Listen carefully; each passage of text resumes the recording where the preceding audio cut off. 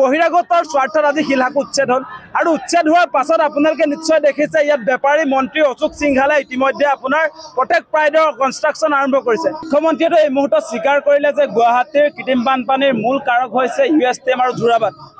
গতিকে USTM আৰু যোৰাবাট যদি গুৱাহাটীৰ কৃত্ৰিম বানপানীৰ মূল কাৰণ, তেতিয়াহ'লে শিলহাকুত কিয় উচ্ছেদ কৰা হৈছিলে? শিলহাকুতটো এনেই উচ্ছেদ কৰি দিলে। আৰু আপোনালোকে নিশ্চয় দেখিছে যে গুৱাহাটীৰ কোনো কৃত্ৰিম বানপানী শিলহাকুলৈ অহা নাই।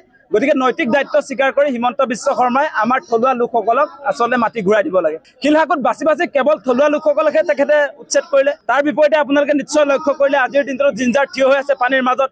আজি আপোনালোকে দেখিছে বদৰুদ্দিন আজমলৰ দুটা কনষ্ট্ৰাকশ্যন পৃথিৱীৰ গ্ৰীণছ গড়বড়াত থিয় হৈ আছে।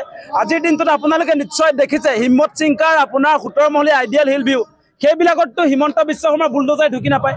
যেতিয়াই বদৰুদ্দিন আজমলৰ নামটো শুনে হিমন্ত বিশ্ব শৰ্মাৰ বুকু কঁপি উঠে, তেওঁৰ ওচৰত গৈ পালে বুকু কঁপি উঠে। আজি জিঞ্জাৰ বহিৰাগত বনিয়াৰ, আজি জিঞ্জাৰ দেখিলে হিমন্ত বিশ্ব শৰ্মাৰ বুকু কঁপি উঠে।